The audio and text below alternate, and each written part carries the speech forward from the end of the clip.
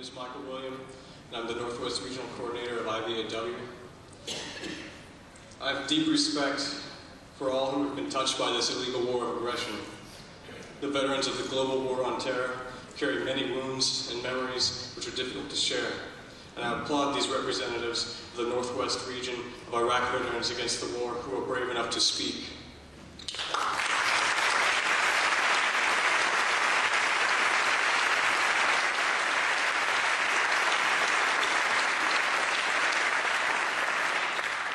Not only are they here to expose their painful personal experiences, they're speaking out about the institutionalized racism, sexism, and bigotry which pervades the military. They're speaking up about the rapes and murders happening in our bases. They're educating you on the stark epidemic of post-traumatic stress disorder which haunts this generation of service members. Each speaker deserves your applause, but due to the length of this panel, we ask that you please hold further applause until the end. I've never met a more patriotic group of young men and women than in the ranks of IVAW. I've never found them quibbling about the size of flag lapel pins, but whenever there's a gathering of IVAW members, you can be sure a copy of the United States Constitution is near hand. IVAW members still remember their oath to defend the United States from enemies, both foreign and domestic. And this struggle begins here, speaking to a public which was misled into an illegal imperialist war under false pretenses. With such high cost of human life and limb, I'm saddened when to many people the only cost which they can relate to the Middle East is the rising cost of gasoline. I've spoken with many people in our community, and though they all seem to be echoing the same disgust for the occupation, they seem to not know what to do about ending it. As you listen, I ask all of you to attempt to relate to the words you hear today. I hope that their words will inspire you to stand up with your conviction that this war was unjustly started and must justly end. As you listen, think about what you can do to support these veterans who are standing up for what you believe in. I have a few suggestions about what you can do to end this war. You can tell your friends about IVAW. You can visit IVAW.org and view our congressional testimony from May 15th, as well as our Winter Soldier testimony from last March 13th through 16th. You can join the IVAW Coalition, a diverse group of local activists who banded together to support IVAW and our demands for immediate withdrawal from the Middle East, reparations for Iraqis, and full VA benefits for our veterans who have given so much.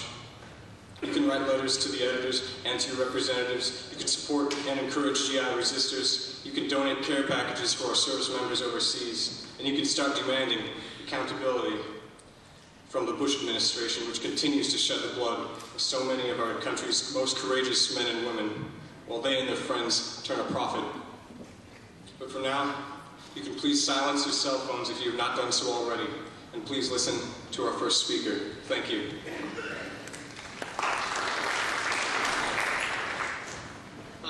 My name is Seth Mansell. I was a sergeant in the Health Company, 1st and 5th Infantry. I was a specialist while we were over in Iraq. I was a driver, a vehicle commander, and a 240 machine gunner for a time. I joined the Army after 9/11.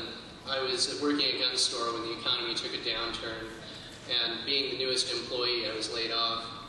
My wife and I had a new baby at the time, and after doing some temporary work as a security guard, I joined the Army. My recruiter told me that my wife would be able to use my GI Bill to complete her bachelor's degree. While this turned out to be a complete lie, we were without recourse. Out of my 4 years of service, I was fortunate to have only served in one deployment. Many people who joined at the same time as I have been on several deployments by now. Many have been stop-loss, and I'm very fortunate to have gotten out when I did. Occasionally, I stop by the barracks of 2nd of the 23rd Infantry on Fort Lewis. It's their Rear D barracks. The Rear D unit is the unit that takes care of administrative issues while their parent unit is deployed. They're comprised largely of wounded soldiers and soldiers no longer able to function in Iraq. The scene there is devastating. The chow hall has a wheelchair ramp. There are men walking around on crutches. There's no women in infantry units. I'm not excluding women, but The unit's at a breaking point. Soldiers with physical and mental pain self-medicate, leading to disciplinary and legal problems. You cannot expect people to use force, coercion, and brutality as a sole means of dealing with people for a full year and a half, and then expect them to return to society without problems. My own experience in Iraq hardened my ideas that this war is wrong. I'll share a story out of my journal that I kept while I was in Iraq. At the time, we were guarding a police station in Tal Afar. I had just assisted in the questioning of a prisoner, and another was brought in. This was this second prisoner was a prisoner of the Iraqi police. I stayed in the room while an Iraqi police officer interrogated him. There were 4 men on top of the prisoner. One was smothering him with a blanket, one was pummeling the poor man's kidneys with his fists, another was striking the man with a cleaning rod from an AK-47, and the last was attempting to insert a bottle into the prisoner's rectum. Television had always portrayed torture as a rather well-ordered affair that involved some sodium chloride dental picks. In reality, it looked more like a frat house gang rape. I had left the room a couple of minutes earlier to get a translator. Before I had left, I had told Ali, an Iraqi police officer, not to hook the prisoner's feet to an electrical cord. Ali had told me through Pidgin Arabic and sign language that if he touched one of each of the wires of the prisoner's feet, he would feel it in his genitals. I told him no and went out to find the interpreter to question the man. As we entered the office, we saw that more people had joined into the interrogation. The prisoner's hands were bound, and he was lying on his stomach. His eyes were blindfolded, and his flannel shirt had been torn open. I could hear him trying to scream through his gag. His face was a mask of pain. No, I said, you can't torture him. The man with the bottle got up. The punching stopped. The man with the cleaning rod struck the prisoner once more for good measure, then sat him up facing me. He had cried through his blindfold, and when they removed the gag, he drew a bloody saliva onto his white clothing. Since the Abu Ghraib scandal, the U.S. has shied away from torture as a matter of policy, or at least the U.S. Army has. The CIA still does it pretty regularly, and other government organizations.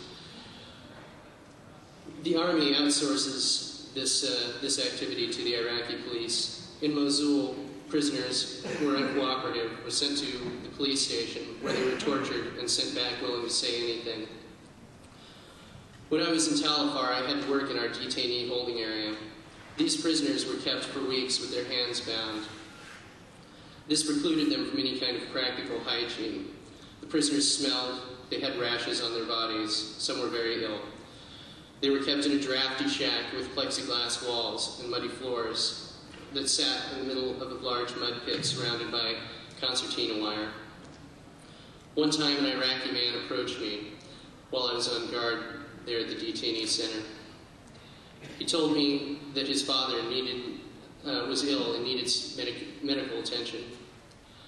The old man was lying on his side and writhing in pain. He was jaundiced. The son explained to me that his father had suffered from an inflamed prostate and could not urinate. I went to get the medics. They arrived and said that the old man was just too lazy to get up and use the latrine.